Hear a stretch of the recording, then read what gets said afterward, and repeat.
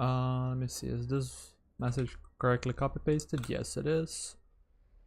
Let me set everything up for the stream. There you go. Twitch is set up. Hopefully it shows that it went live soon. YouTube is live. Let me copy this and post on Discord, and then we can start the project soon.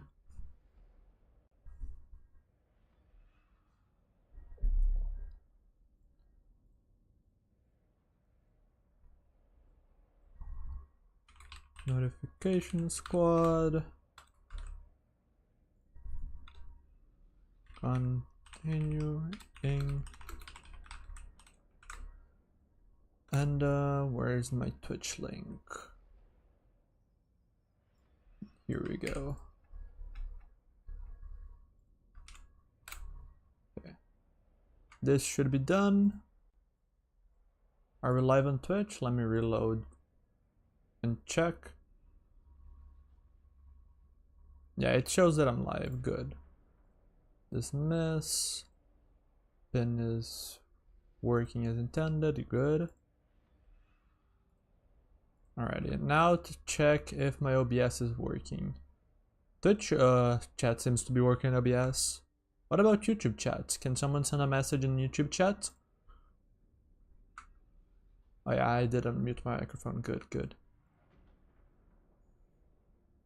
Because yeah, once that is done, then we should be good. And then we can start.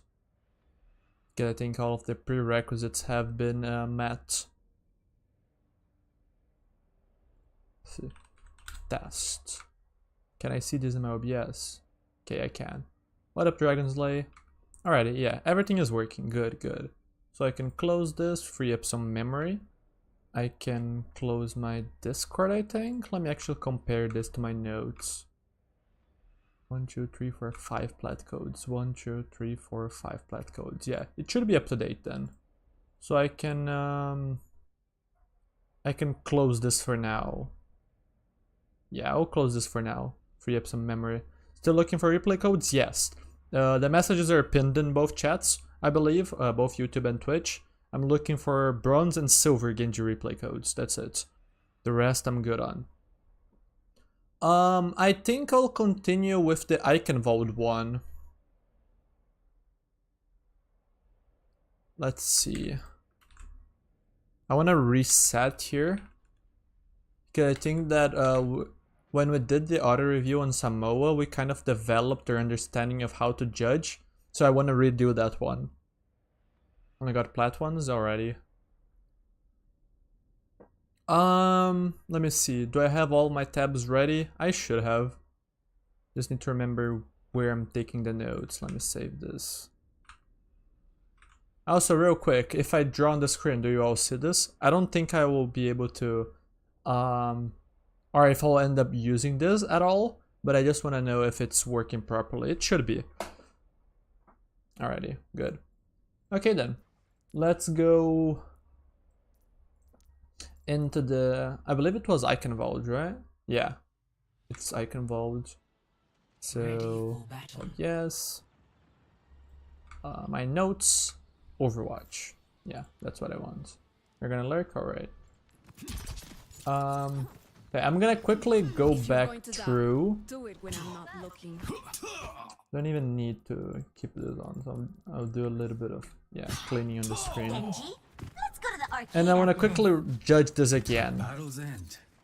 I don't know how much time it's gonna take for us to get to a decent viewership, like the usual viewership that we have, like 10-20 viewers. But once we do, I can't see the numbers because I closed my browser. But once we do, please let me know in chat so that I can update people on what exactly we're doing here. Sorry.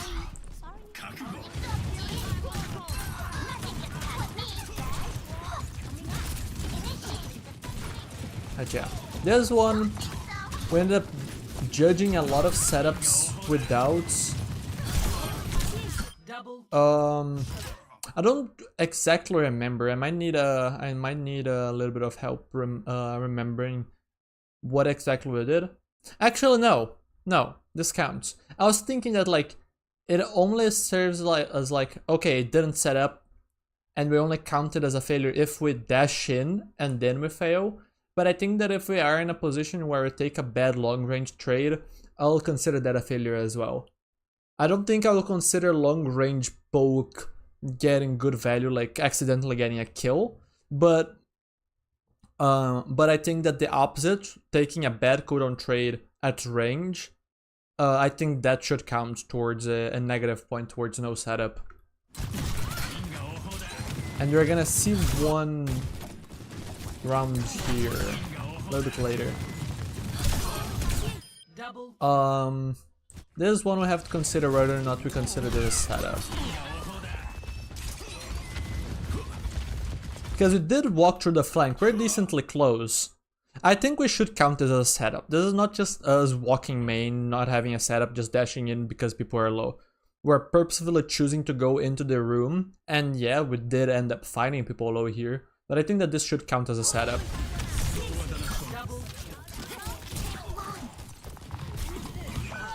And here, this should count as no setup. Especially like this, where we're just trading with the Widow. Like this whole exchange where we just take a bunch of poke damage, do very little back, should count as a bad trade for no setup, essentially. So I think I'm gonna do 0 out of 1 no setup and set up 1 out of 1 here.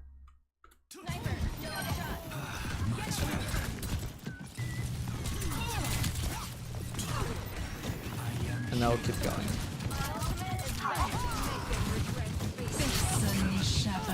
This is fine, we didn't lose too much. I'm not gonna count that. Let the Kitsune guide you. Activating self-destruct sequence.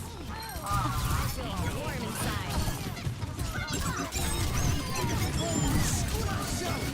inside. And I have to go back and slow this down now. Because now we're starting to get into position for engagements, right? We are just vaguely main. Not a bad trade.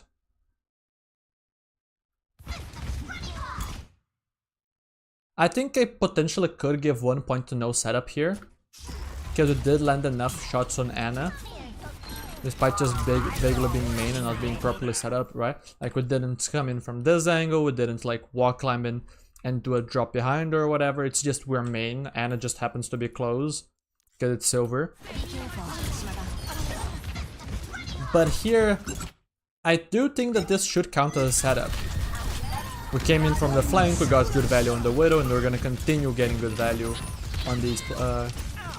Even through the beat, we're gonna be getting good damage. Yeah. And I'm gonna count this as just one big setup. So we absolutely give setup a point. The question that I have then is, do we give a point to no setup? Let me see how many people are watching. Just refresh this real quick.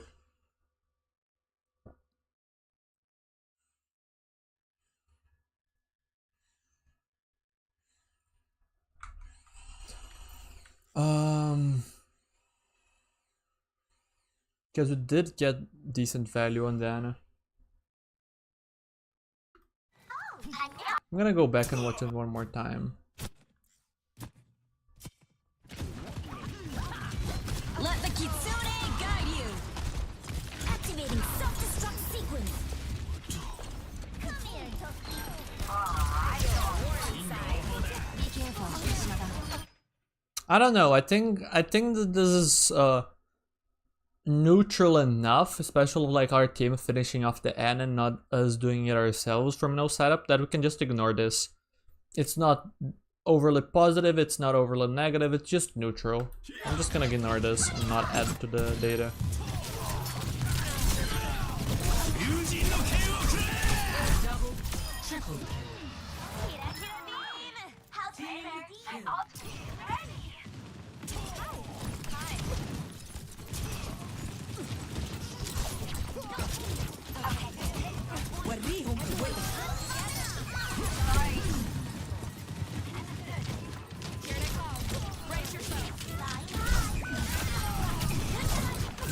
Oh yeah.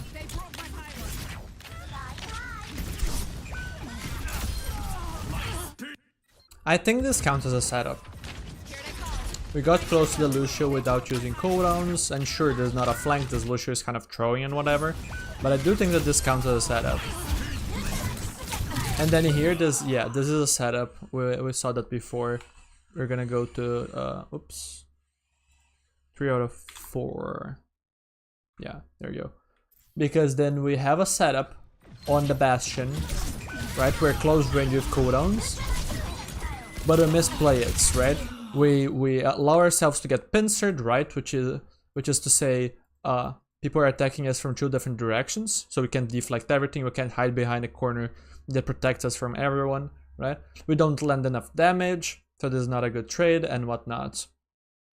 So this was a good setup, but we misplayed it. We should have like dashed through here or dashed through here to make sure that we land behind, so that every threat is in front of us. That way deflect gets more value, and then with that we'll lose less health. We can get better health trade. Maybe not necessarily a kill, but we should be able to get a decent trade nonetheless. So yeah.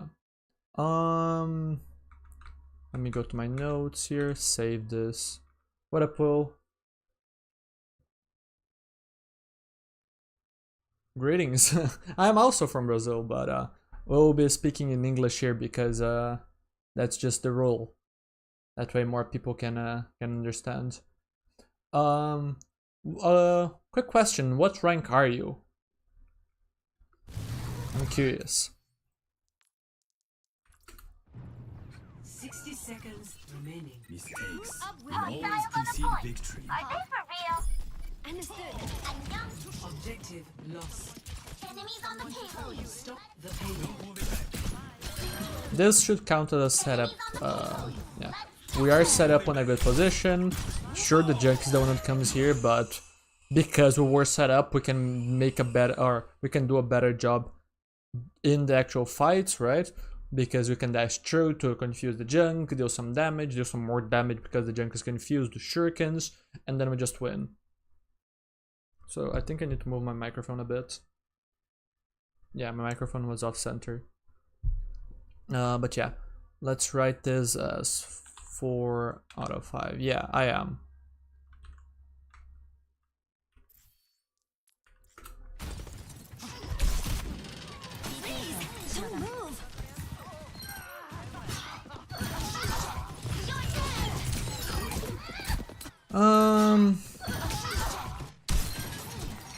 We don't actually end up diving. Yeah, we're too late there.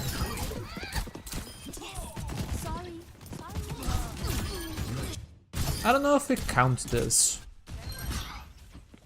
I need to actually stop and judge this. We're not set up, we're just vaguely main, but our team is here. I don't know if this should count, really. Like, maybe... Like, this is not an isolated 1v1 or anything like that. I don't think we should be gifting points for free to either no setup or to setup, in case it's just like a 2v5 or a 1v5, right? Like, the isolated 1v1 the junk is one thing, right? But like in a 5v1, or sorry, if your whole team decides to run one person down that's isolated, but the rest of the enemy team is alive, that's one thing.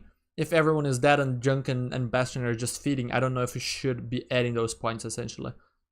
Sound like a native English speaker? Yeah, I hear that a lot. I've practiced my English for like over a decade, so before I used to be much less comfortable with it. And I still don't have the best vocabulary. Like, that's the biggest issue that I have with English, just vocabulary. That's what I like. And for risky 50-50 one shot's gonna be worth it? No, probably not. The perk isn't gonna just allow you to be stupid. The perk is just gonna extend the opportunities that you have to engage. So sometimes you're just gonna be able to... I can probably just find an example here. Like here, for example, assuming you don't tank the damage at the very start at your full HP here, you can potentially dash melee diva, deflect out, you have dash so close that the diva should not be able to push and kill you, especially with team backup, so you just get a free pressure cycle that you would otherwise not be able to go for. Now, there's the argument that the perk wouldn't really be all that useful because that engagement is not that good, and you should just like walk, climb, and set up to flank behind. That way you can get a much better engagement. So to a certain extent, I don't think that the perk actually changes all that much, and if anything, if the perk ends up being good, it will make Genji players actively dumber, because it will teach them bad habits and let them get away with them. Which is one of the main reasons why I really want this perk nerfed. It's not just because the perk is too strong, it's because the perk encourages bad play. But the perk is not gonna allow you to just 1v5. The perk is gonna allow you to, maybe you come in from a slight angle and then you dash here and get a double melee. That could be useful then, right? What perk? Yeah, melee reduces cooldown by 3 seconds. Also, I hope that you all can't hear the drilling that is happening. I don't know if it's an apartment above or what, but I hope you can't. But in practice, I think that like the main use of this perk is gonna be for marking and for hard enabling the Genji with things like Queen Shout, Zarya Bubble, maybe Winston or Diva diving in and using their protective abilities, right? But mainly like Zarya is the big one, right? Especially with like the spotter perk to give the speed boost. So that could be pretty broken. Foxtrot on Kiri could also be very good. But I don't know.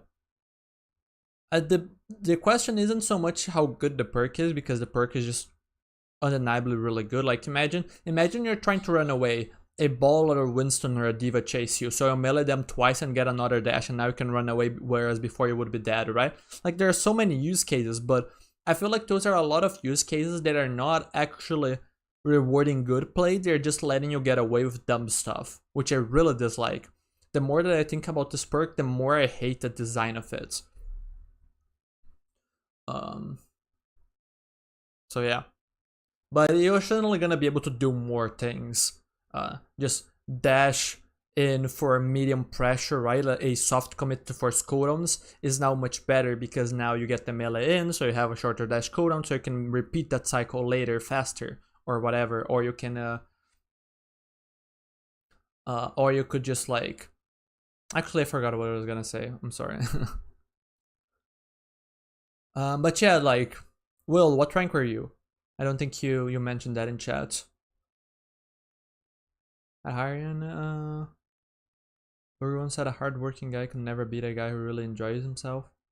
I mean, one thing that I always like to say is that like one of the best ways to actually perform in a game is to just enjoy what you're doing. Like if people ask me what the best characters to flex to, like when Genji isn't available, right, or is bad, I always say pick what you enjoy, because you cannot stick with characters that you don't enjoy that are stronger, right? You're not gonna be able to play that character for long enough to be able to become good at that character, if that makes sense. So the amount of time that you can practice, and most importantly how engaged your brain will be in said activity, will increase the more that you enjoy the character that you're playing, right? You're bronze 1 and have a replay code? That's awesome. Can you send them in here? If you send them if you send it in chat, that's good enough. But if you want to go the extra step, you can join my Discord server. There is a specific channel called Replay Project. Sending the replay there would be a little bit better. But you can just send it in chat, that's fine. I would really appreciate the help, because I have 0 bronze codes for now. But yeah, enjoyment is a very big thing when it comes to performance, right? It's no wonder that when you're feeling down, you're not going to be able to engage with the game as much. You're going to perform worse. You're not going to be able to focus. When you're enjoying the game the most, that's when you're going to be able to focus the most. That's when you're going to perform the best, right? There's also a little bit of a vicious cycle where in both cases, playing better will help you enjoy the game more, which will help you perform better, which will help you enjoy the game more, and playing badly will make you enjoy the game less, which will make you focus less, which will make you play worse, and then enjoy less, you know what I mean? But yeah. gonna be worth it over their lifesteal? Absolutely. They could nerf it to like 2 seconds and it would still be worth it. They could add a cooldown and it would still be worth it. They would probably have to add a cooldown and nerf it to 1 second for lifesteal to be better than it.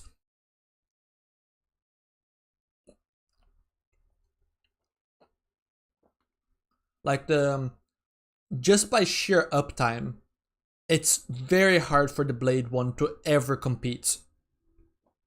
And in terms of like power level, the power level is not even close to balance. Like 30% lifesteal on Blade is good, but you can still Blade without the lifesteal and be effective. It's harder for sure, but it's a small playstyle adjustments, whereas the other perk enables just so much that it's just really not comparable, even if the uptime was the same.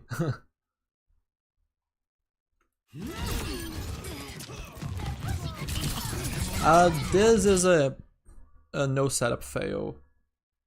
We did not set up. We didn't even get to dive because it was that bad. You just got naded, forced Suzu, forced deflect. That was terrible. So that is a failure for no setup. This is a success for no setup. We're just walking down main and we find the Lucio and we dash the Lucio and we finish the Lucio. Yeah. So this is no setup 1 out of 3. And then this is setup now. Because now we're coming in from the angle, so we have an easier time actually executing. So we're gonna give a point to both. So setup is at 5 out of 6, and no setups at 1 out of 3.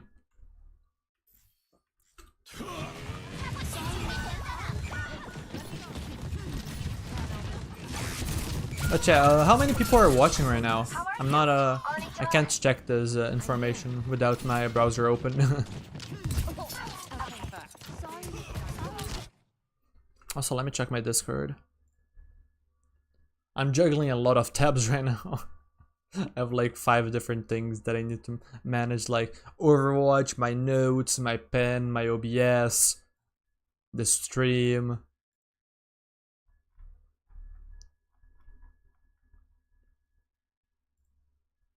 Okay, nothing new here. 5 Twitch, 8 YouTube. Alrighty, thank you. So yeah, for anyone that hasn't participated on the stream that I did yesterday and would like to know exactly what I'm doing, basically I'm gathering data on the success rate of Genji's of when a Genji doesn't set up and go for an engagement essentially, and when a Genji does set up and go for an engagement. That's essentially it. So far on the GM VODs that we reviewed, we got 0 out of 4 on no setup and 9 out of 12 on the setup. And right now on this replay, that's silver, we're so far 1 out of 3 on no setup and 5 out of 6 on the setup. So far we can already see like the drastic difference in the success rates when we do set up and we don't set up on Genji. So in this case,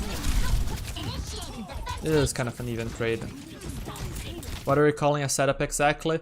So it's easier to, I mean, it isn't complicated to talk about a setup, but mainly like a no setup is, hey, you're walking down main like this diva, you see someone low, you dash in, or you just want to dash in to make an engagement, that's it, right? That's a no setup. In contrast, a setup is something like, okay, I walk through the high ground so that I can drop on my opponents, right? Or I walk through here so I can flank my opponents, or even just like I walk all the way like this, I flank my opponents. Even if you dash in from the flank, this is a setup, because at the very least you are avoiding the enemy attention and you have the intention of setting yourself up, right? You're staging the dive. Whereas if you just walk main, you're walking main to poke, and then if an opportunity comes, you just dash in, right? So you're not actually staging the dive, you were setting yourself up for poke and just happened to dive, right? So that's essentially the difference. But in this case, we have a setup, we're just currently not using it. And we do actually blade. So in this case, right, even though we are using a dash, we are set up because we staged on the high ground to have a better view of our opponents and to be able to engage as we wished. We wanted to use the dash because we're blading, so it's a free dash. That's fine. Forced beats. Got the May. I'm tempted to just leave this as is, because this is neutral enough, right? It's blades 1 for 1, right? It traded with beats. We traded 1 kill for 1 kill. So I don't know, I don't think that we do add a point or remove a point from setup. I think we just ignore this. 60 seconds remaining. Finally, a real challenge.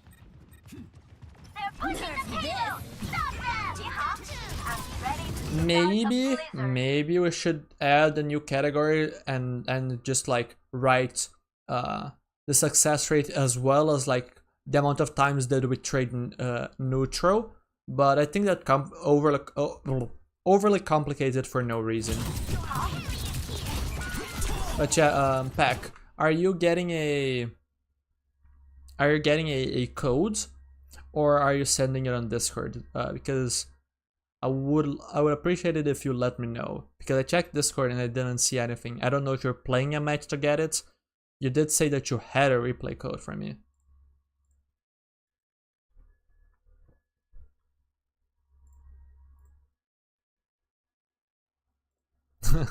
Don't judge too hard. I mean, I am judging the quality of the setup, but this is not wait. Yeah, Genji frontline, yeah. Like a lot of Genji players do this approach where they just go frontline, they never set up. Like even had a very frustrating game earlier today where I had Genji stolen by one of these so-called NPC Genji players. They're the ones that just run down mid, they use mechanics and they just dash in when people are low, they never set up, right? And it is just a very common habit for Genji because of the built-in trap of, hey, you use dash to engage, because if you get a kill, you have a dash to get out. When that is a mechanic that is very rarely used actually, and you should not rely on it because it's not consistent. It also sets you up for a bad range, which makes it harder for you to actually be able to rely on your dash resets because you're applying bad pressure at the start. Whereas if you set yourself up, you can apply a good pressure from the start, which makes it more likely to get a kill, which makes it more likely that it's a good idea to actually commit a dash for a dash reset. Right? So yeah.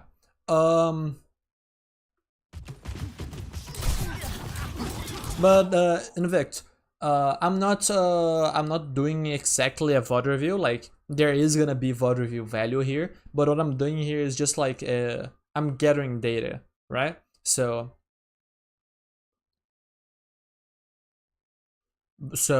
if I end up being like, okay, you're always failing your no setup plays, right? It's not because I'm trying to be harsh on you, it's just because I'm gathering data and we can learn from it. The objective of my channel has never been to like roast people or anything like that. It's always to welcome people to learn, and we learn from our mistakes, right? Heck, I talked about NPC behavior, and because of the mechanical practice that I've done lately, I have kind of become an NPC Genji player myself, because I've been too focused on landing shots at range rather than, and that has led me away from thinking about setting myself up through flanks and whatnot. So yeah, even if the gameplay ends up being quote unquote terrible and you suck and whatnot, it's never gonna have the connotation of you suck. It's always gonna be the connotation of, hey, here's what you should be doing better, and this is how you can do it, right? This is how you can practice, and then this way you can improve your rank. I always want this channel to be a safe place for people to showcase their gameplay, to be able to learn from it. I don't want people to be scared of sending in replays because they're gonna get roasted or anything like that, if that makes sense. Refusing to open? Oh, alrighty. Just good to know. NPC player. Almost all Genji players are. Didn't help if it ask.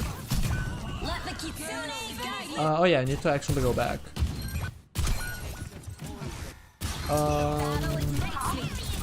This is neutral. Yeah, this is neutral. 30 seconds remaining. Now we actually set ourselves up, question mark? Yes, we set ourselves up, right? And again, we dashed in, but there's a setup. We're coming in from our flank, we're completely avoiding damage on the dash in because of it, because they're dodging attention. We just don't hit enough shots. So this is a failure for setup. It will be hard, but we're not judging whether or not the setup is at the right moment or whatnot. We're just judging setup success rate, period. Otherwise, we're complicating too much. NPC player 2.0. 10 seconds remaining.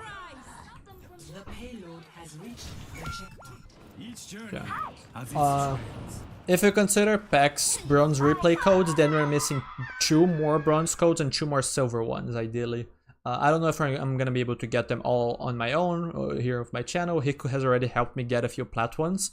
And I'm gonna be asking Spilo for some help later. So we should probably get enough replay codes for this project. This is once again a failure for setup.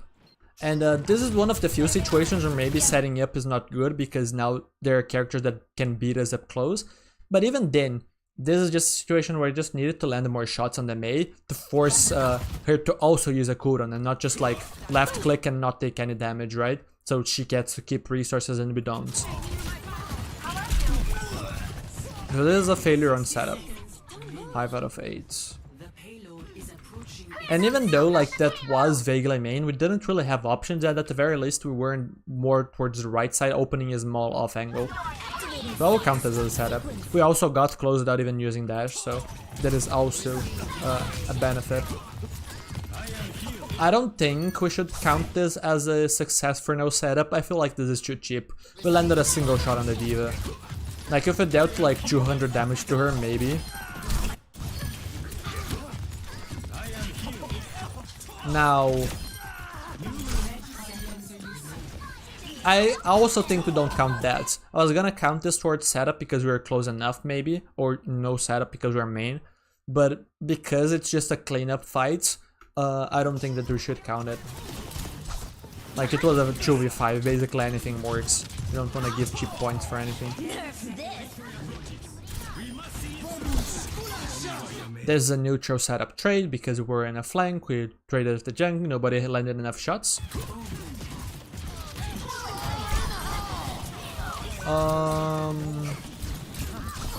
And this is just a long setup fight, right? One of the important things here, notice that this is in fact a setup, is the fact that, okay, yes, let's ignore the fact that we got here with no cooldowns and nobody shot us, right? It's silver. But, because like if we consider a higher rank, this player would be punished if they did this, right? Walking here in the middle of the enemy team with no cooldowns.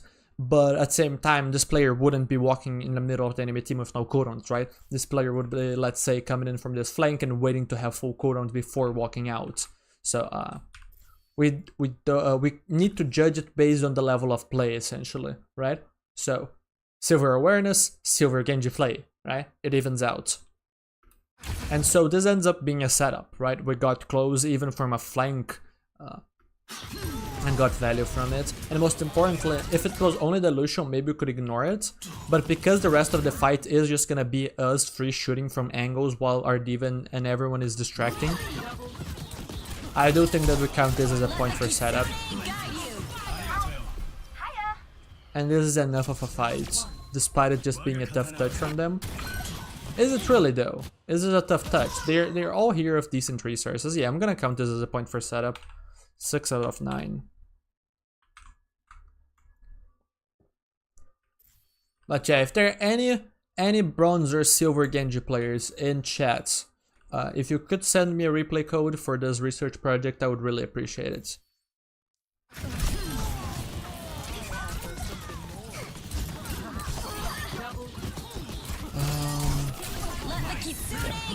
Now we have to go to attack. And this is why I wanted to do this replay again. So for people that are watching this and they watched yesterday, the difference is that now instead of no setup being 5 out of 8, it's now 1 out of 3 because we're filtering some of the plays out. Like landing a single shuriken on diva counting as value from no setup, stuff like that. Yeah, there you go. I can erase this note. Let me also grab this check mark and add it to this replay. There you go. And now we can continue. How do I get actual coaching?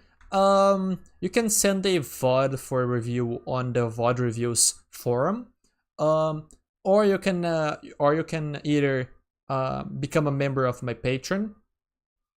!coaching will get you a link to that, where I host weekly workshops. involving a bunch of things from just live coaching to just direct coaching to me playing games and narrating them to different activities like talking about mentality and whatnots. My Patreon has a lot of different kinds of workshops that talk about a bunch of different topics. Very cool. Or if you just want a private session with me, an hour and a half, I think I'm gonna have to increase the price in the future, but I think I'm gonna do that later this year. You can book one, just DM me on Discord.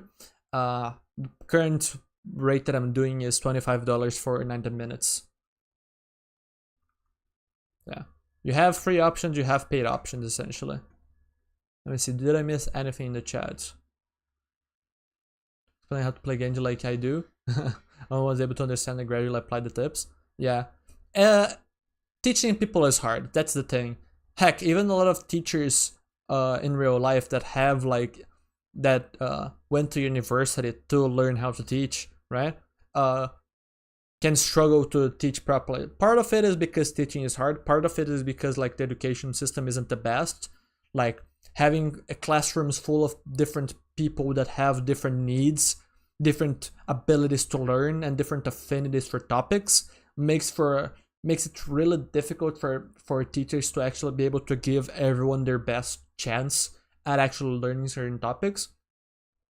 But if we just think about not only that, but also the fact that in this environment, a lot of the people that try to teach are not actually or haven't been taught how to teach. They're just players that are higher ranked, so people think they know what they're talking about and they don't.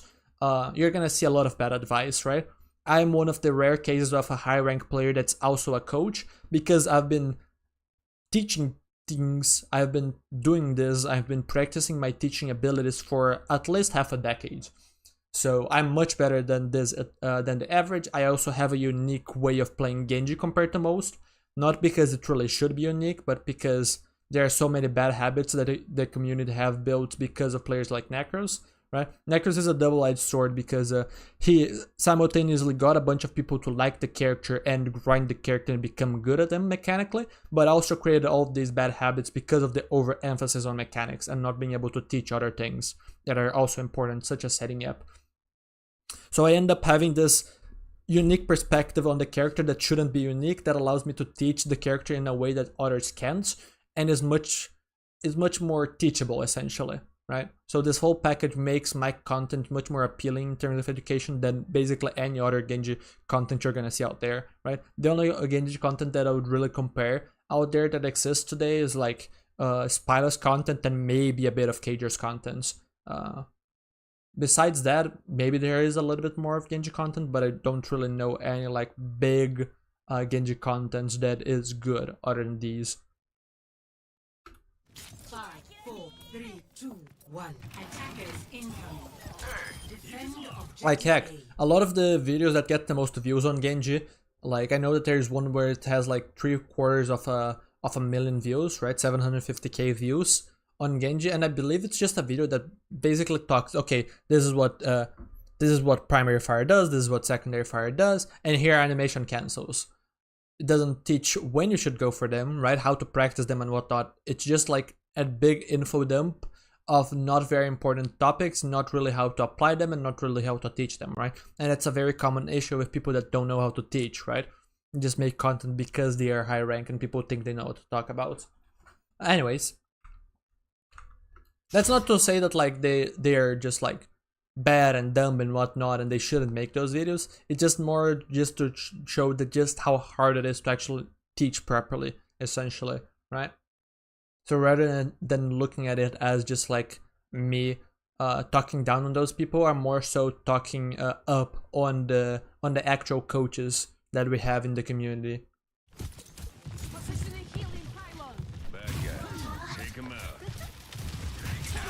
Now here's the thing I wonder. Stand ready for my yo, what up, Max? And this is what I mean with NPC Genji syndrome, right? Like probably the most common syndrome that we have on the Genji community as a whole. Like we have just walked main and shots. there is a whole world of options in terms of rollouts. Let's do this, right? Let's say that we want to reach the backline, right? This Juno, for example. We can reach the Juno by walking this way through this little flank. We can even deviate if we want to go deeper this way, right? We can fight for this high ground and try to earn this left side. We can maybe fight here to gain a little bit of an angle on the ram, force the ram to walk backwards, and then once the ram and team walks backwards, then we can earn it this way, right?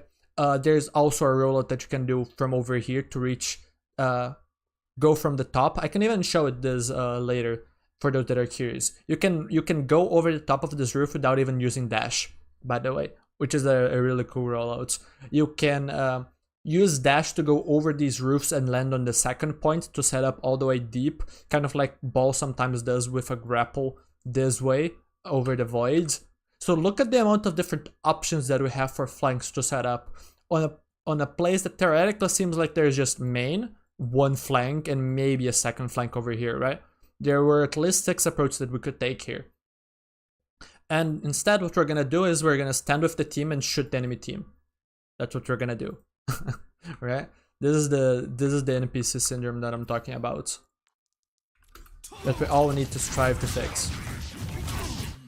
Because here's the thing. Whenever you as a Genji are shooting the enemy team and it doesn't feel like it's leading to anything, right? We're just either shooting a ram that has a ton of HP or we're shooting a Mei or whatever at a bad range, we shouldn't be like, my mechanics are bad, I need to be able to hit these shots or hit more shots to be able to get value. I should be thinking about, okay, there's something wrong with my setup, how can I fix it? And in this case, if we want to shoot these players, we need to take this angle, this angle, this angle, anything that allows us to avoid attention and shoot our opponent from close range. That's it. You should always be thinking about this.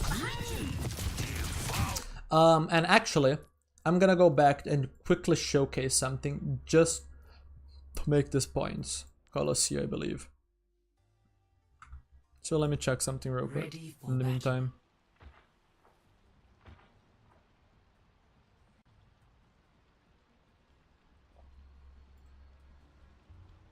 Alrighty. We have quite a lot of viewers actually. I don't think we would have so many viewers when doing this this type of setup analysis, but it's good. Good to know that people are excited about this. But yeah, this is a great replay code because this is me actively avoiding the NPC Genji syndrome, right? So in this case, I actually go main because I didn't wanna warn people about my Doom setup. I didn't want people looking this angle. So there's a rare occasion where this is actually good because I'm not doubling on my Doom's angle. But after my Doom gets spotted, I go to the angle and I try to control the angle. And not just that, I deepen my angle. How many Genji players have you ever seen take this flank? I want people in chat to quickly type this. How many players have you ever seen on Genji take this flank on first fights? Will I analyze every submission? Not live. Not live. I'll probably do some fast off stream, because otherwise I won't have time until the Season 18 launches and wipes all of these replays.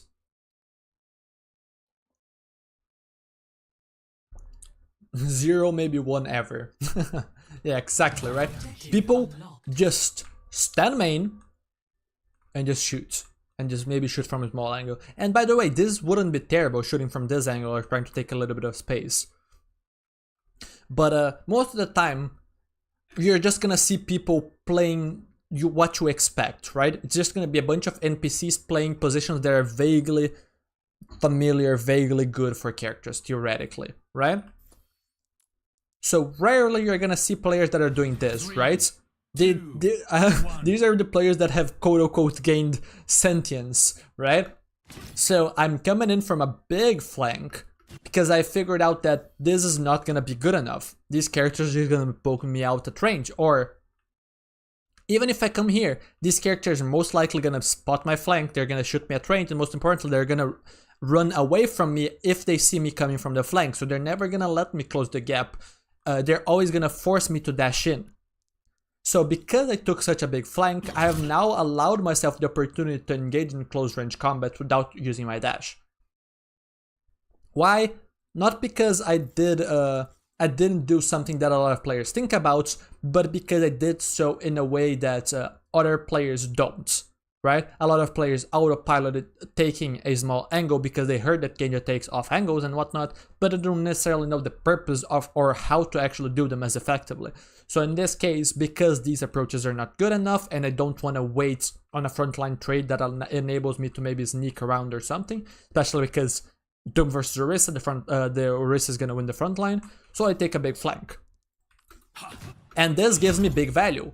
I force Hanzo attention, I force BAP attention, I force Life Reaver attention. I force cooldowns from all 3 of those characters, and then I get out. I now don't have cooldowns, so I just chill and shoot Orisa. So now, everything that happened here, we only managed to get a good trade on the Orisa and on the Cassidy and even force Lamp because I took such a good trade on the backline. And the trade on the backline was only possible because I took such a big flank and properly set myself up on the correct range. Right? This map doesn't provide the best flanks ever, or at least not this middle part. Maybe towards this area it's a little bit better with rooms like this high grounds, right? All of the little flanks that exist this area, right? Go below, walk, climb, or they're playing below you, so just sit on the high ground, drop below, stuff like that. But in this case, all of this only happened because I gained sentience, essentially, right? Now, after this, I can poke because I had no cooldowns and the fight was happening, so I wanted to contribute at that moment. I'm now still taking space and shooting from the angle. This time, I'm not gonna set up because again, my team is fighting. Doom is in, we have a resource advantage, we wanna take some space. Wanna see if we can kind of capitalize. So now this is fine. But now immediately, okay, I have my dash, I have full HP, the DPS are shoved in a locker here, right? Their sightlines suck. So now I can maybe hold this angle, keep gaining space for my team, and maybe later on deepen my angle, go for the backline, right? Need to be careful because I don't have deflect. So you're gonna see I'm just holding for now. Okay, now I have deflects, and this is a dash engage. Yes, but this is a dash engage from an angle to an angle, right? I wouldn't reach this BAP if I was playing main. I'm playing an angle, and if this BAP isn't here, then I just get to deepen my angle and just get a perfect setup there. So, doesn't necessarily mean that, oh, setups mean you always don't dash engage, right? No, you can. This is a fine dash. I win the position because my character is better than BAP up close, right? And even if this BAP can fight me, this BAP does not want to lose cooldowns such as Lamp to me because I'm just gonna deflect out, and deflect is on 8 seconds and Lamp is on 25, I believe. Right? So again, I set myself up, got good value. I'm waiting on my dash now. And I need to wait on my dash. Did you miss a lot? A little bit. If you want, I would just suggest going back on the stream and watching the VOD. You can always do that, this is gonna be public. But yeah. So this time, rather than after my engagement and after being down cooldowns, shooting something that's available, there was nothing available. Orisa is far, BAP is far, everyone is far. I'm just gonna chill. Not just that, but in this angle I don't have heals from my Ana or my Brig because I'm playing this solo angle. So I waited behind the corner after engaging the BAP and waited for dash. Because otherwise I can't really make this play. So now I keep harassing, and you can see how the BAP always, whenever I go on him, he always starts running away. And I'm always getting good damage trades on him because I'm doing so from good ranges. I'm not doing so from range where he beats me. I'm doing it in ranges where I beat him. So now I give him a little bit of range to set myself up for a dash combo, and I just go in and kill. I'm now close to the Hanzo. With deflect, he shoots himself, we kill.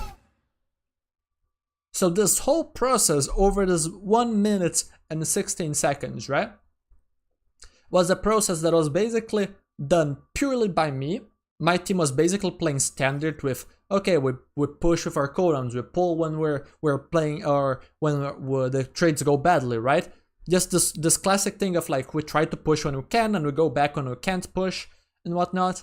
But I'm the one player in this lobby that in this moment had sentience essentially, so I set myself very well. I gained a ton of value. I did so repeatedly, and so over a long enough period of time. BAP eventually died because I landed enough shots. BAP died because I didn't have cooldowns to save him, right? BAP did not have Lamp, BAP did not have shifts, Life Reaver did not have Life Rip and whatnot. And also, during the meantime, the enemy team didn't die, but we were already kind of winning a fight because all of these trades give us space, allow us to push the bots. So even if I didn't get the skill on the BAP, the enemy team would have to kite so far back that it would essentially be the same thing as us winning a fight on the middle, them all respawning and coming back to contest on this corner. So that would be a fight win without a fight win, just from them kiting and kiting and kiting over and over. Right? But that's what I mean, right? It's so easy for you to get caught in this idea of just, oh, I'm gonna walk main, I'm just gonna vaguely shoot the enemy team, I'm gonna wait for my team to create some space to dive in, or for an opponent to drop low or whatever, to go in. And then, wait, oh, you stopped the soldier, I see. And then, you just end up missing a ton of value, and then games feel very unwinnable or very 50-50. When you're focusing on setups and you're doing really good setups, basically every single game feels winnable, unless your skill level isn't good enough for the rank that you're trying to push towards. So in my case, even though I haven't reached champ, when I'm at the top of my game for setups, basically every single game towards champ feels incredibly winnable. It's just a matter of what will be my success rate on my setups. That's it. But being able to say that I had the potential to win basically 100% of my games towards champ, if I just executed a little better on my setups, is kind of crazy. And this is just to show just the level of control and the level of importance that setups play in, when it comes to Genji. And a lot of characters in general, right? But I think especially on Genji, because the norm for Genji is playing badly, right? So the norm for Genji feels like it's good, right? GM players are so good and master players are so good and whatnot, but realistically, basically every single Genji player, if they were to fix this one mistake, would jump an entire rank or two, right?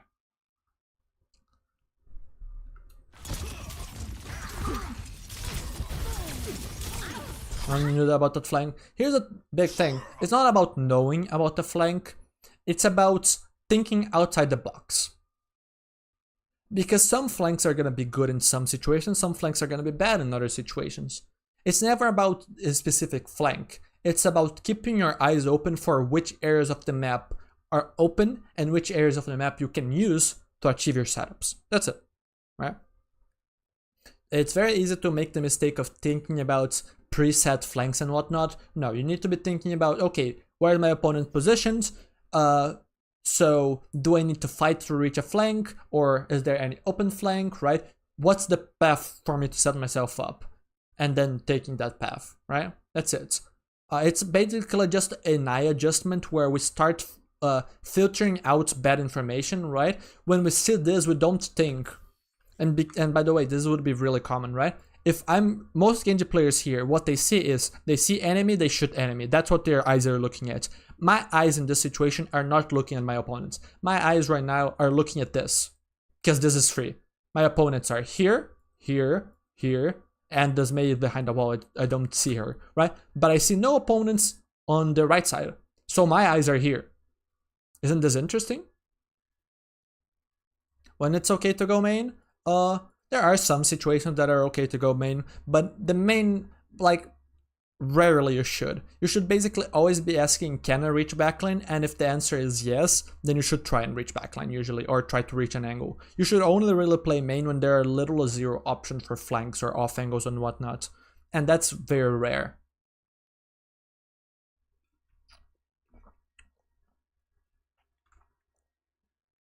Okay. I need to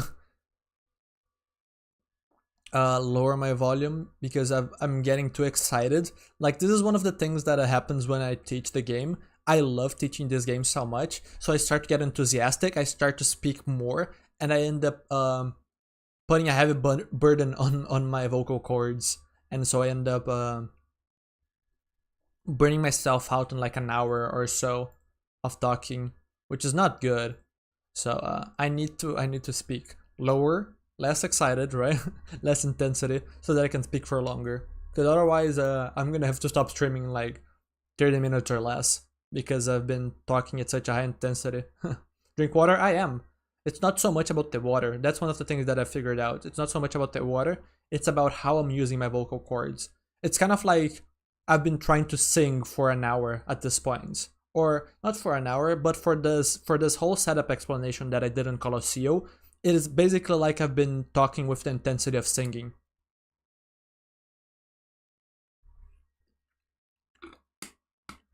It's just very taxing. And I do it because I want to give more emphasis to the words. I have good intonation, is that the word? And when I get excited, I hype myself up and whatnot.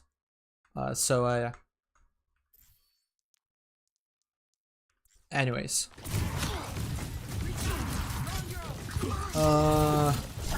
This is a setup fail. We don't take a setup. They just walk in, they force cooldowns, and they gain a bunch of space. So 1 out of 4.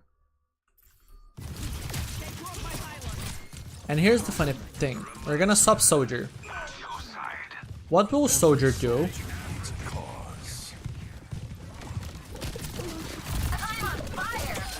And it's funny, right? This is not what we should have been able to do on Soldier. On Soldier, what we should really have been able to do on a map that doesn't have as many options for Soldier flanks. Soldier flanks need to be more longer sidelines, more open, right? Longer too. Like a lot of Icon Vote is like more compressed, shorter sidelines, so it's more suited for Genji.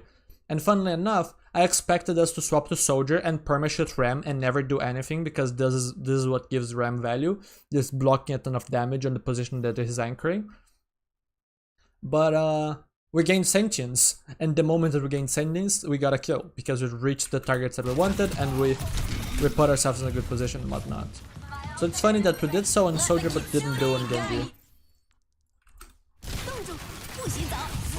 And now we immediately move to a bad setup. We're just walking main, so we get frozen and almost die. This applies to every character. Every character. And we die because we stood still thinking about cap, but even if we just ignore that, it's just a bad range for his Soldier. Genji would set up here, Genji would set up here, right? Positions that allow him to shoot from up close, dive from unexpected angles and whatnot. Soldier would set up here, setup would set up here. This would be a great Soldier sideline. Long, hard for the enemies to reach and whatnot.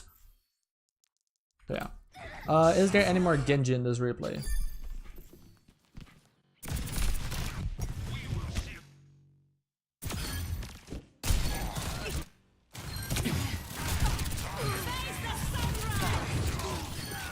It doesn't seem like it. Alright, I'm not gonna analyze the Soldier part. But yeah, so the result of this Silver VOD so far has been no setup, 25% success rate. As for setup, what is 6 out of 9 in percentage? Like 66%? Yeah, it's 66%, right? Should be.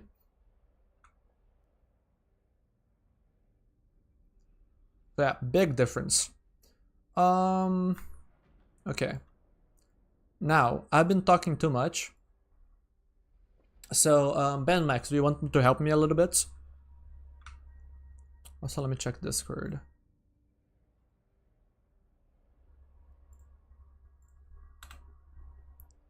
Let me check Discord. Oh, there you go, with the bronze code. Thank you very much. Let me add that. I'll invite you soon, Ben Max. So edit bronze. Here's the first code. As for my notes, where are my notes? Here are my notes. Bronze. There we go.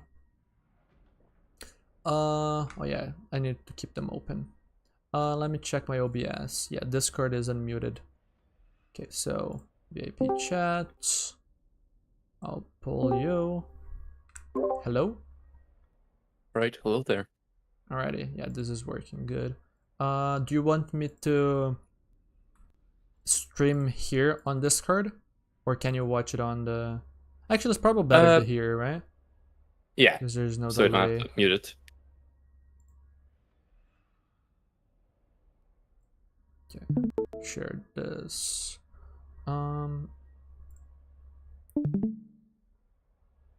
Let's see, is there anything that I'm missing? I don't think so. I got pinged, but I think it's for the perk discussion, so ignore that for now. One more thing that I'm gonna check. Okay, this is a Hiko stream notification. Okay.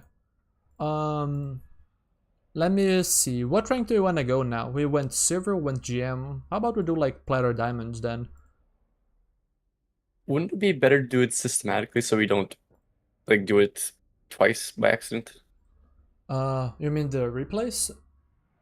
I suppose. I'm Actually, checking maybe them off. I'm checking them off. So I know alright. which replays I finished. All right, let's do plat. Alrighty. Sounds fun. Plat. First plat replay. Coming in. Also, may I change the code that I use? That I submitted? For battle. Yes, if you want. I Are you believe I got a doing- better one. Are you doing it because you now are a sentient player and not an NPC? Or Also, I don't know. I was just embarrassed a little bit, and I had a better one. Anyways, it's still pretty short. So. because I was gonna say it might be interesting to compare the two and maybe take an average out of them. 5, 4, Because I Perhaps. wouldn't want to necessarily bias the research with just people that are like, okay, here's me after I have been enlightened about setups and I'm now permanently setting up and whatnot, right? I want like true, unbiased replay codes, if that makes sense. So, yeah, Fair enough. but we can look at both. Okay, I need to organize my tabs now that I have Discord open.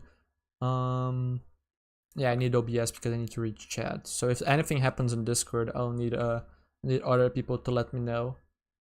Yeah, I'll be here. Alrighty, thank you. 2, 1. Ascending. Also, we can play later. After we're done here in like an hour, maybe a little bit less.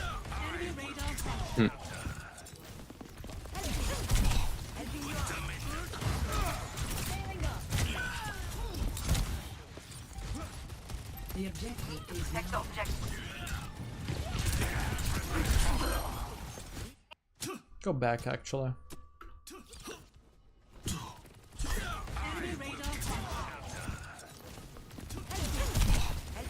So we take a setup. Yep. We're kind of trading neutral, so we can ignore this. What about this Reaper? Well, he's alone in our backline, and if you were to go on their backline, it would be a 1v4. Hey. I'm wondering, like, does this count for no setup? Or does this count for setup? The objective is next objective. I don't think it really counts as anything. Like, we were set up to go for a dive, but the Reaper's not doing something smart. What I'm thinking about is that we were not particularly set up for this play, right? Like, we had to dash in to chase the Reaper. So maybe this counts as no setup. Fair enough, but who could expect this? I think that we should count this type of stuff in no setup, because there are situations like this where it makes sense, right? Like, we could play to like distract backline, and like if you think back on the Colosseum example, I was distracting 3 people on the backline and forcing resources, so now our team just destroyed the Orisa and the Cassidy. But in this situation, our team is too far, right? And we don't need that help on the distraction front. We just need help on the damage front. So in this case, I think that this should be considered a no setup success, and we can even maybe leave this as a note or something. Fair I enough. think that this is interesting to think about. Because yeah, setups are not necessarily always good, right? Like, sometimes opportunities are gonna show up that you're not set up for, so going for them is not bad. Yeah, this is a good note, actually. Good point. Sometimes opportunities that you aren't set up for show up, and taking them is good. Alrighty. It's better to keep angles instead of chasing future kill. Like, that really depends on the context. Like if this was a Tracer that would stay alive and would keep running laps around your team, it would be bad, and you should keep the angle. If it's a Tracer that's screwed up or a Reaper that's screwed up, it's good to chase it. Or, depending on the situation, if the enemy team is close enough to use the Reaper distraction, then you should keep the whole team distracted, right? Let me actually go to... Wait, where am I? Oh, I'm writing. I'm trying to open up this menu, but I'm writing on my notepad. But if these players were closer, for example, like they were in this position, rather than turning for Reaper, we should distract those three ourselves, stall for time for our team to kill Reaper, and then get out. That would be our job. So it really depends on the circumstances. Like sometimes you should distract and keep angle, sometimes you should leave the angle and help your team. Okay, this is setup. This is very straightforward. Yep. And here, go back. The enemy team was playing too far back for us to distract and get any value. So leaving and helping the team with Reaper is fine. This is a good setup.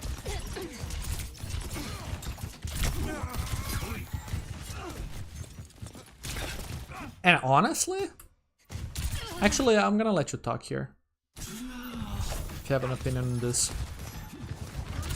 I mean, it's good.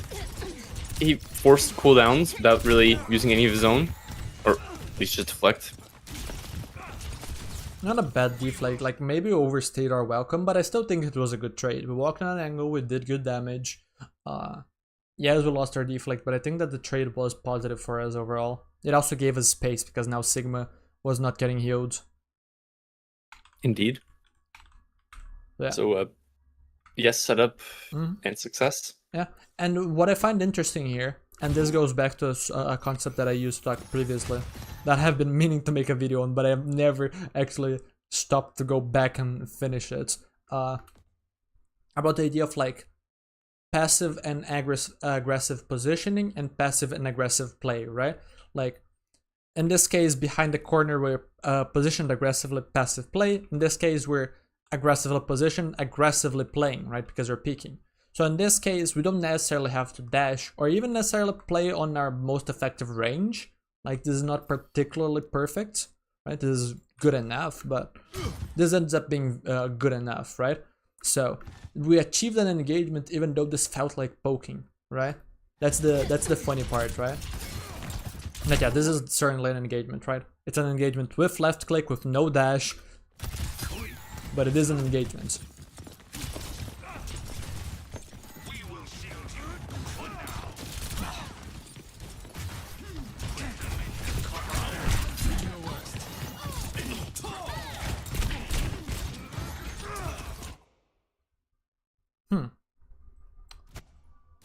I'm gonna play this one more time. We will shield you for now.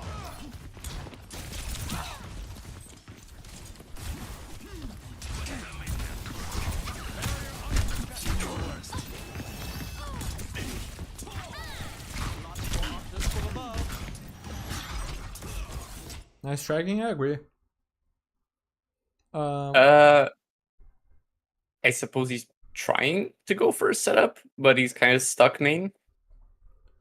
I mean, I think that we should count this.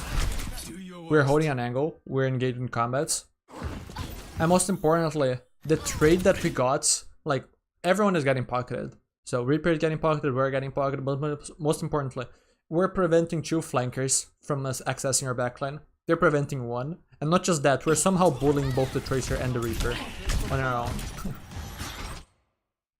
The mistake is actually leaving the angle, right? So we won the setup. The question is, why are we leaving the angle if we won the angle? But I think that as for what we're writing, I think this should be a setup success. Fair enough.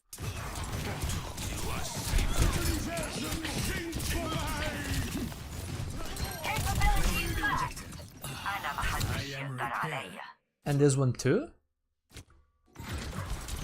Because we clearly went from one setup, we removed the setup, we went main, now we are on the left flank instead, we're fighting Tracer. Starts even, but then we start landing a ton of shots because they ignore us. Object permanence. Uh-huh. And then we kill Tracer. Yeah, she screws up, but that's not for us to... Oh yeah, and with this, yeah. Absolutely. Setup success. So far, the plat player is popping off the most. That's good. I'm pretty sure that this is someone that that has been around this community for a while. So it would make sense. But very nice so far. Ultimate is ready. I see. Alright, setup success. We nodded in front of our Anna and she agrees to nano.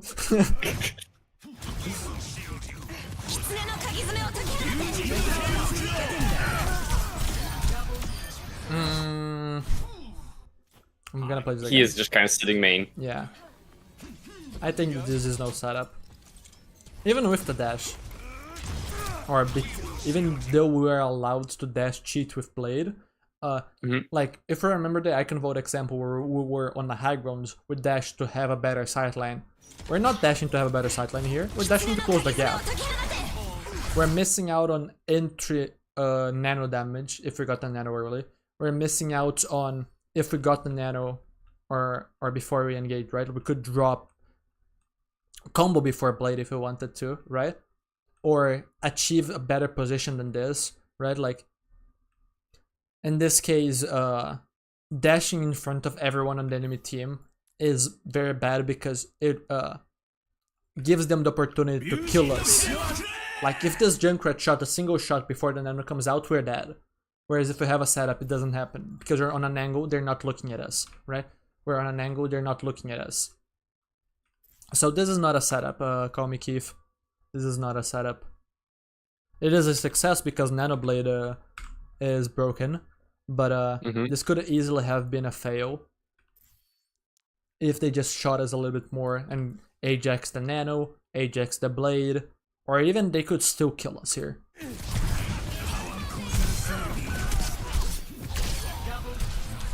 Like, I wouldn't be surprised if ignoring Dragon's Thirst we died here at the end. We would have gotten enough value, but that's how bad the setup was.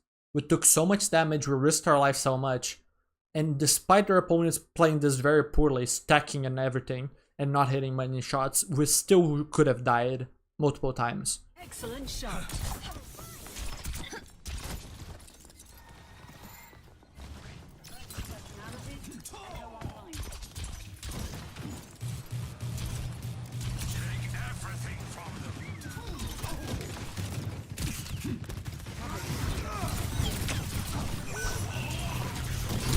This is very neutral so far.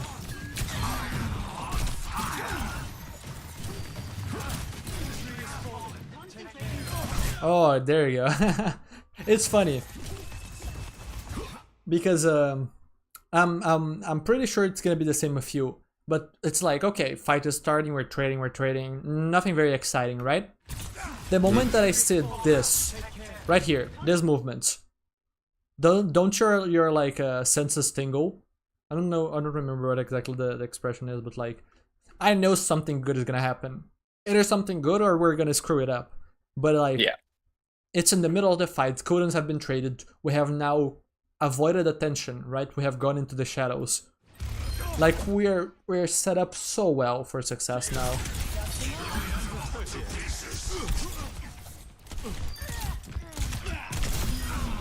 Now let's actually go back and actually judge this play though, and whether or not it counts.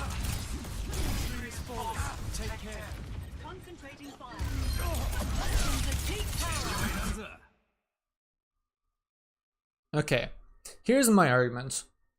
Sigma fed, Bastion is left 1v4. Yeah. Do we count this? This is cleanup. Yeah. I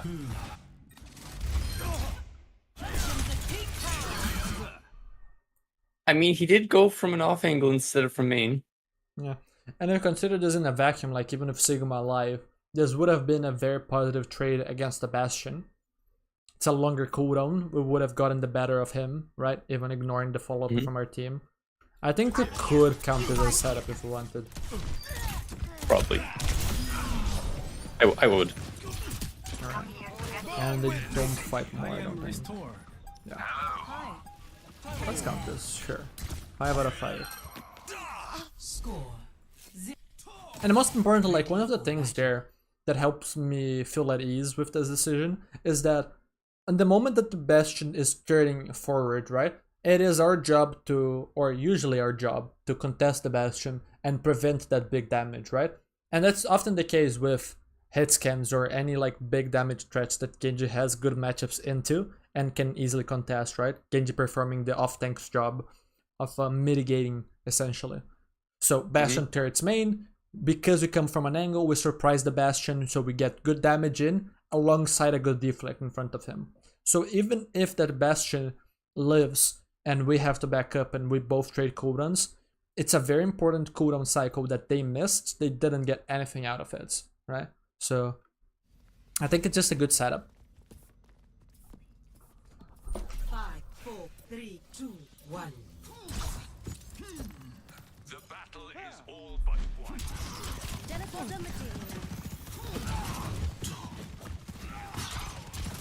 Okay, I love this. I love the non-NPC behavior of sitting with the team.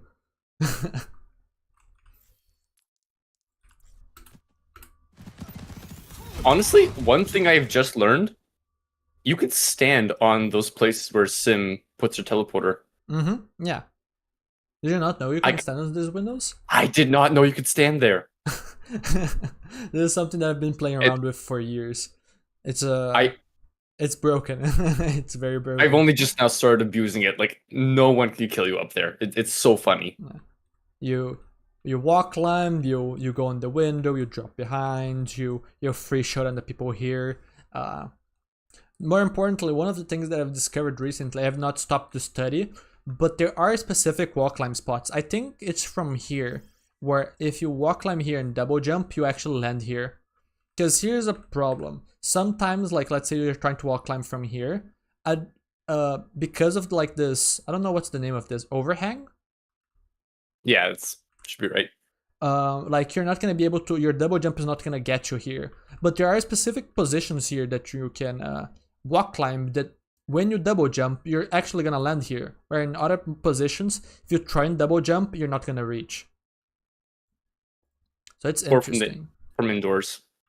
Yeah. From indoors it's easy, but like from the outside, learning what spots you can do, I think maybe this is the spots right here. Like you walk climb this, because this gives you a little boost beforehand, right? Like you're not stuck starting the double jump below it. This wall is flat enough that you can be like at the middle of this overhang, this roof, before you need to double jump. So then the double jump should get you here. And you won't be in the middle of the open for very long once you get there. So like being able to reach this quickly and from outside the point is useful. So let's actually study this. Let's go into a custom game real quick. And create settings, maps, none. Where's Iconvolt? Iconvolt is hybrids. I also wanted to showcase the Iconvolt one.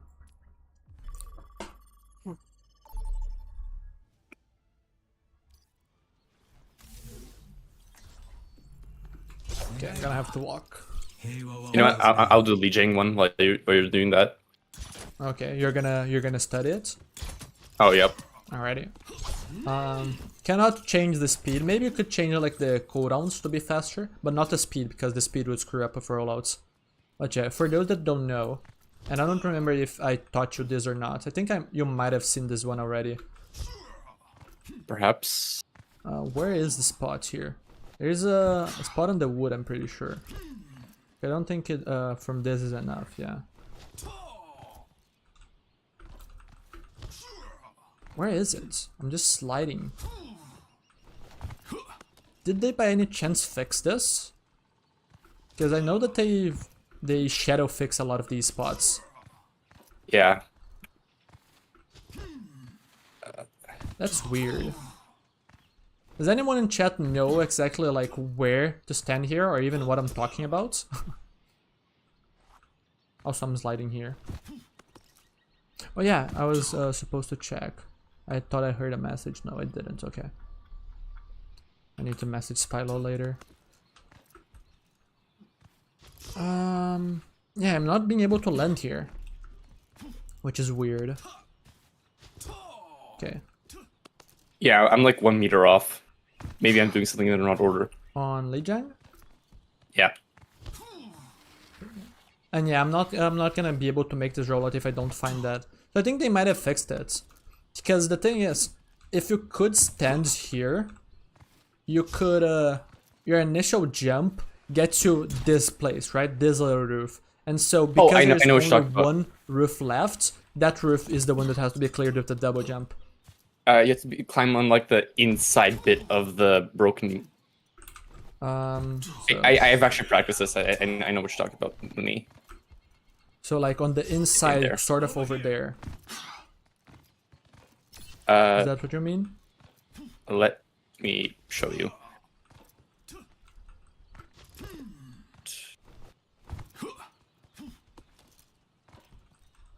Because I swear it wasn't hard. So I do think that it was patched. Okay, I should have accidentally landed on it already, I think. Okay, let me go over to Discord then and check your stream.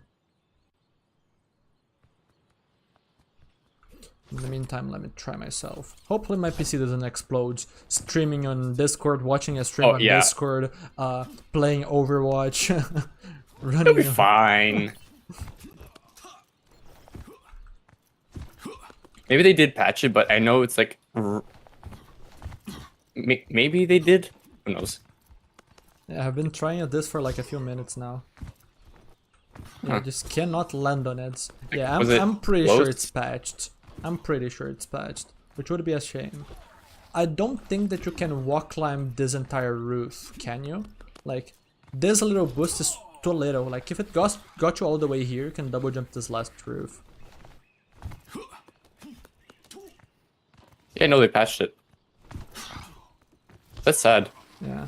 Now this costs dash, which is bad because then Tracer just runs you over. You get eaten alive. Yeah. I just banned Tracer. I'm honestly I'm just gonna start trying to ban Tracer literally every game that I don't have a Tracer player. I should Okay. have been tracking this, but I do think that like most of my losses are in games where we don't have a Tracer and they have a Tracer. I think that just That's Tracer what I've is been saying. too good versus Genji, especially after the It's- perks. It's so hard. That and sometimes Lucio.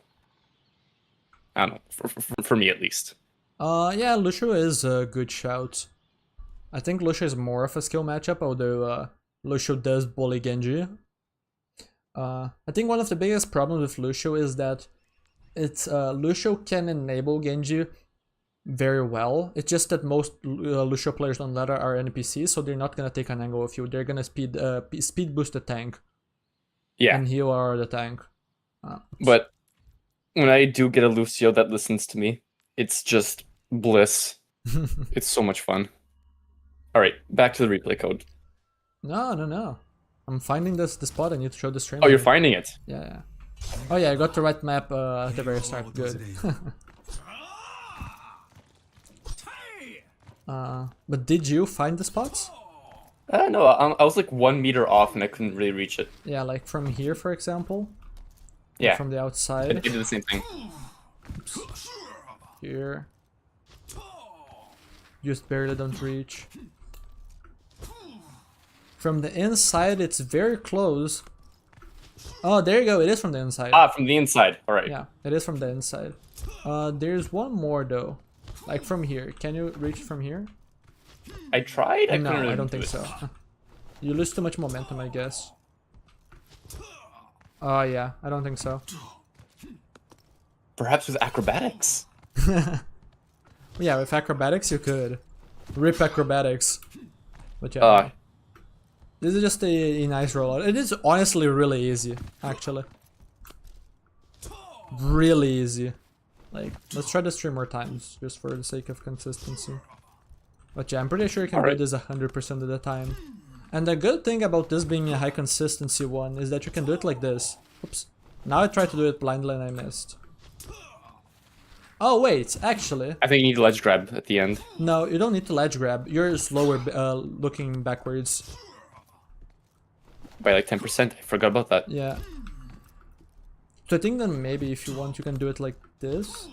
So you have a little bit of time to maybe deflect if you're getting shot or something. You probably don't use this robot if you're being watched, but just knowing that you have this access point is so huge actually. Like this is big map knowledge. It's not niche or anything like that. This is very useful. Alrighty. Actually, the game that I wanted to replace, my previous code was on Lee Jang Tower. If only I knew it then. Yeah. But we're watching Li Jiang, yes. Oh, Ready yes, we for are. battle. It's a shame. No, I don't know if there are more new people that are just joining in on the stream or whatnot, but if you are a bronze or silver Genji player and you have and you would like to help in this project, just send a replay in chat and let me know which one of these two ranks you are, and then I'll add you to the project. Score. Okay. I need to reset my OBS. Oh yeah, I forgot to like check chat during this time. I've used this spot many times in Doomsday Parkour and it was very easy to get. Yeah, this is why I also thought that it was patched. It shouldn't take that many attempts. Unless they didn't patch it but made it harder instead, which would be weird. This should be fun. Yeah. The battle is all but won. Teleporter materialized.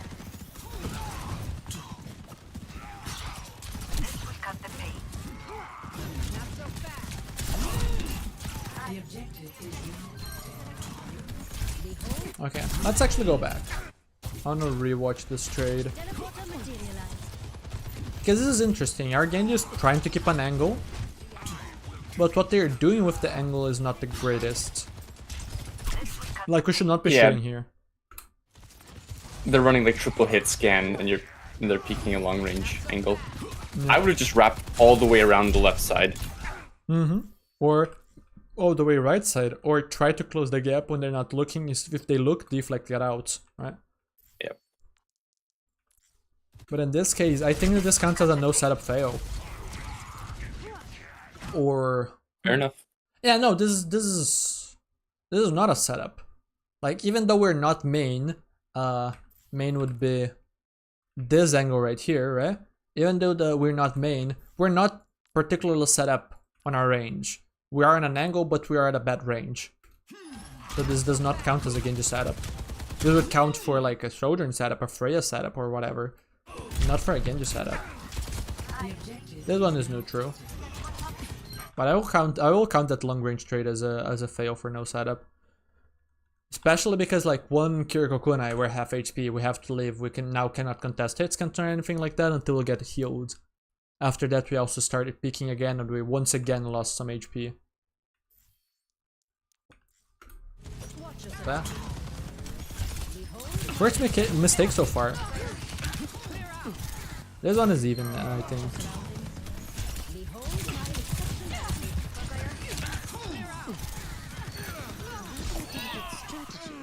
Yeah, we can ignore this one.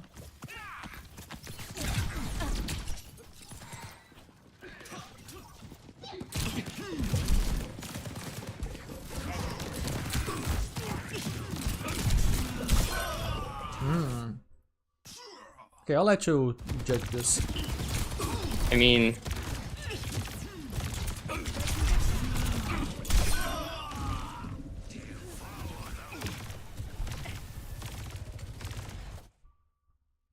he did set up, but he failed to deflect in time when he was very low.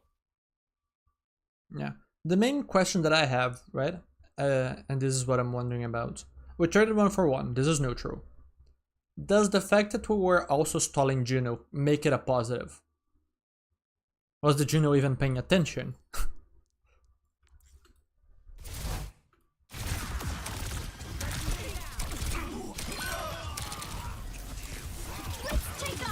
Okay, this sense is Also, this Juno doesn't have a very good sense. But this is basically what I'm wondering, like, do we count this as a positive trade or do we just leave it as neutral? I think it's positive. There's no longer a soldier uncontested on the high ground. Yeah, but we're not considering that type of stuff. I don't think. Yeah, fair enough. Maybe we should. Because it's like, okay, if we don't die, the soldier's not here anymore, but we're just on a close range sideline contesting, let's say, this soldier angle, right? So it wouldn't just be trading like a good soldier sideline for a bad Genji sideline. We would be thinking about both doing their jobs. And our cooldowns are basically the same anyway, like, so. If anything, soldier taking an even trade with Genji is better because Genji is cooldown reliant, soldier really isn't. He just sprints. But I think we just ignore this one. This is like too unclear. Fair enough. Nano boost is ready. Get in there and I'll hit you.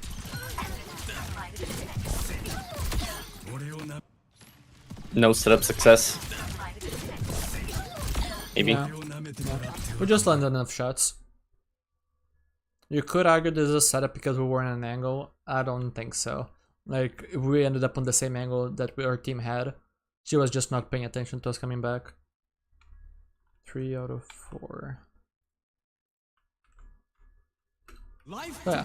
And even if we end up making some mistakes here, this is, again, not a particularly perfect research, right? Enemy.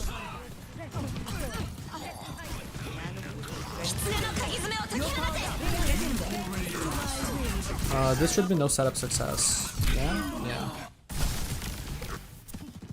Yeah, this is just main. Instead of like wall climbing over behind them. Yeah. I mean, it looked like he was trying to go over, but he was nanoed really early. I mean, yes.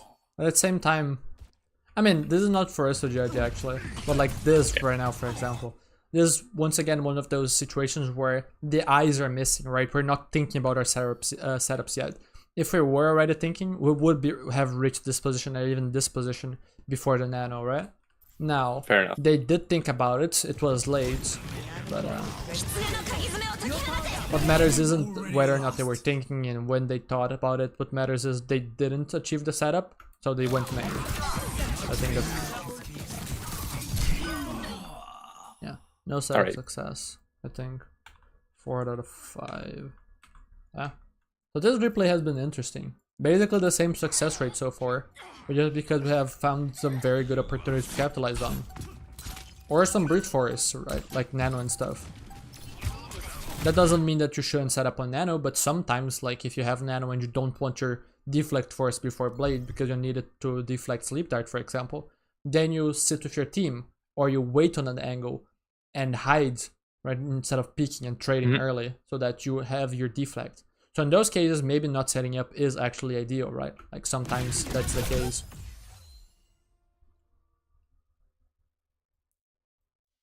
I don't think I count this.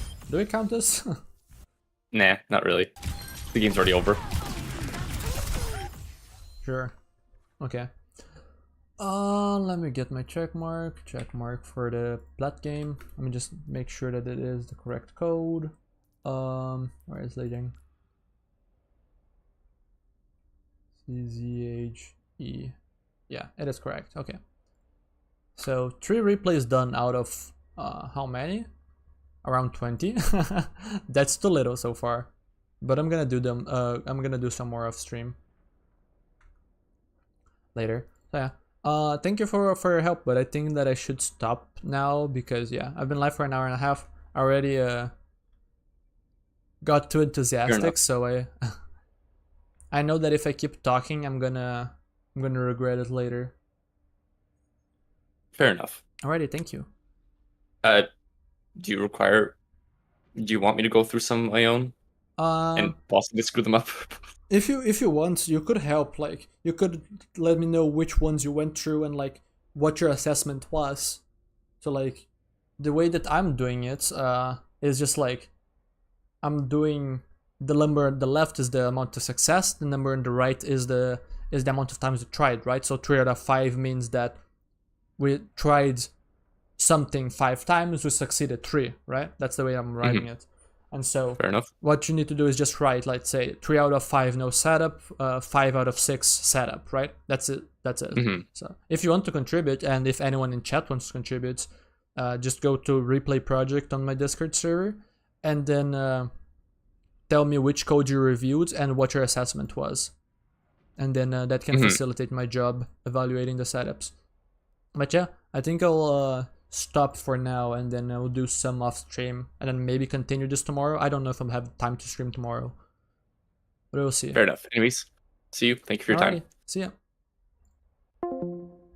But yeah, thank you again, Bedmax, for helping. Let me close Discord to reduce the amount of tabs that I have. Yeah, we'll continue this another time.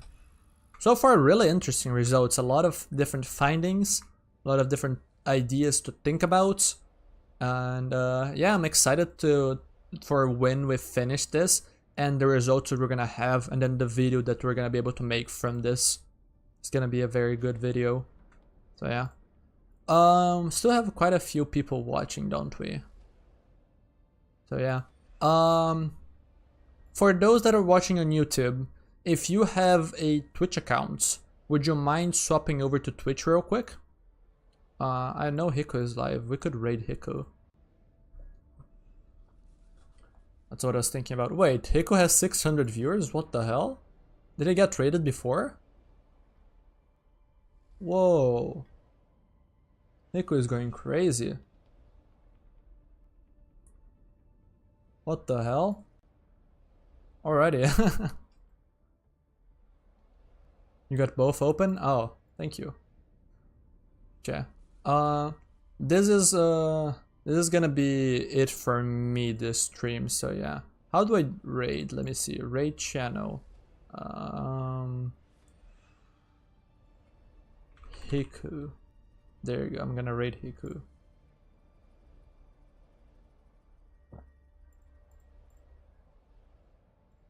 Okay, start raid. Yeah, there you go. So let's see, how does this work? Yeah, apparently we're raiding. There are ads, so I can't see anything. So yeah, I'm a little bit overloaded with the amount of stuff that's happening. So I'm just gonna close the stream now. Then, so yeah, thank you all for watching. We'll continue this later. Maybe I'll stream more of this project. But yeah, hope you all learned something, and look forward for the video.